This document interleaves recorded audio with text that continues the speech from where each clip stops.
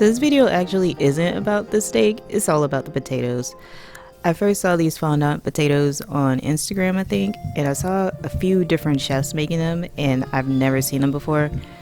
And once I did, and once they described them as melt in your mouth, buttery, soft, and smooth, I was like, yeah, I need to make those. I'm definitely a potato girl. Never heard of this before, but I really need to try it. So I decided to make them, alongside some steak, of course, but it's all about potatoes. So I went ahead, cut my potatoes down, peeled them, cut them down, then used my biscuit cutter to pop them out, make them perfectly circular. To be honest, I was so tempted not even use the biscuit cutter and to just slice them down, but I knew that wouldn't be accurate, and typically you're supposed to use the cutter so they're all perfectly circular and the same and all that good stuff. But I really don't like waste, so I was tempted to not do that, but I figured I could just use the scraps to make mashed potatoes or something later.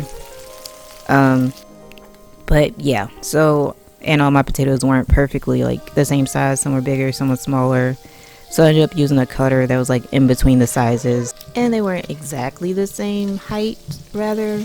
But I didn't think it was that big of a deal, given that it was just a family dinner. If I was making this for somebody else, of course I'd make sure they were like all pretty similar in size and height and everything. But anyway, so I seasoned those up, tossed them in some olive oil, salt, and pepper, and then I added them to my hot skillet with some butter, basted that in butter for a little bit, and then added my broth, and then popped those in the oven until they were fork tender.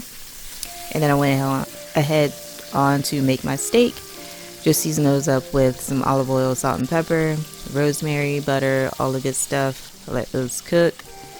And then once my potatoes were fork tender, I tested the biggest ones first just to make sure, because of course if they were done, everything was going to be done.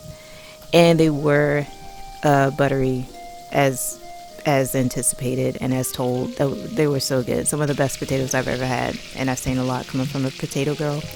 But they also look like scallops. Like, a lot of people, everybody thought they were scallops when I first pulled them out, so they were kind of confused, like, why are we having steak and scallop? But yeah, so why aren't they called scallop potatoes instead of fondant potatoes? But anyway, I added these tomatoes to my steak because I got them at the store, either Sam's or Costco, but they were super pretty, and I didn't know what I was going to do with them at the time, but I just kind of figured they would go well with the steak. I did broil them first in some olive oil and salt and pepper, but they didn't get that nice blister that I wanted, so I had to take them out, and then I torched them with my torch, and then I got that nice char that I really wanted.